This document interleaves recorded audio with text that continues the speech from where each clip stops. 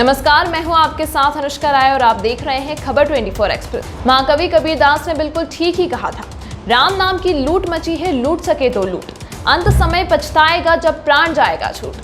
अयोध्या में श्री राम के नाम पर लूट कोई नई नहीं है, बल्कि बरसों पुरानी है। राम के नाम पर ना जाने कितने ट्रस्ट वाले मालामाल हो गए। अब एक ऐसा ही मामला उजागर हुआ है। यहाँ 2 करोड़ की जमीन का सौदा 18 करोड़ रुपए में कर दिया गया। जिस जमीन को 10 मिनट पहले 2 करोड़ में खरीदा गया था, अगले 10 मिनट में उस जमीन की कीमत 18 करोड़ हो गई। यह श्री राम का ही आशीर्वाद है जो 2 करोड़ को 18 करोड़ में बदल सकता है।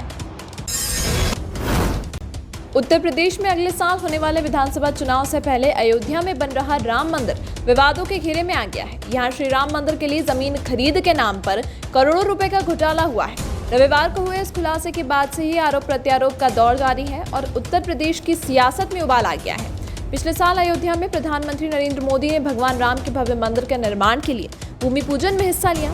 सारी तैयारियां हो गई थी, लगातार काम भी चल रहा था और अब सिर्फ इंतजार एक भव्य राम मंदिर का था। लेकिन इस बीच जिस ट्रस्ट पर मंदिर बनने की जिम्मेदारी है, उसी पर एक आरोप लग गया।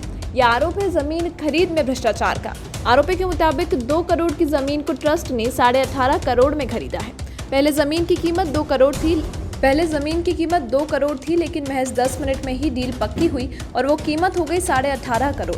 10 मिनट के अंतराल में जमीन की कीमत 16.5 करोड़ बढ़ गई, यानी जमीन प्रति सेकंड 5.5 लाख रुपए महंगी होती गई और महज 10 मिनटों में कीमत में 9 गुना इजाफा हो गया।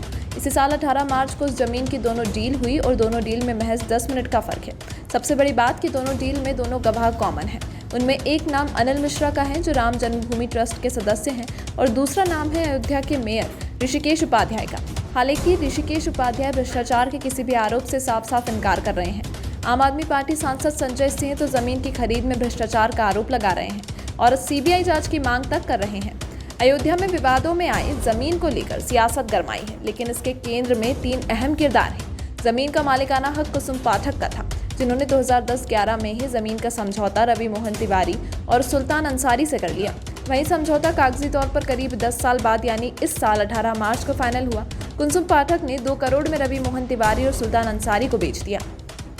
18 मार्च को ही रवि मोहन तिवारी और सुल्तान अंसारी ने 2 करोड़ वाली वो जमीन श्री राम जन्मभूमि तीर्थ क्षेत्र ट्रस्ट को बेच दी और कीमत ली गई 18.5 करोड़।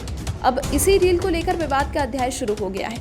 जिस जमीन का विवाद है उसका एरिया है 12,080 वर्ग मीटर। राम जन्मभूमि तीर्थ क्षेत्र में पड़ने वाली इस जमीन पर जन्मभूमि के कुछ मंदिर बनाए जाने की योजना है, लेकिन सियासी सवालों से उपजा विवाद फिलहाल थमता नहीं दिख रहा है।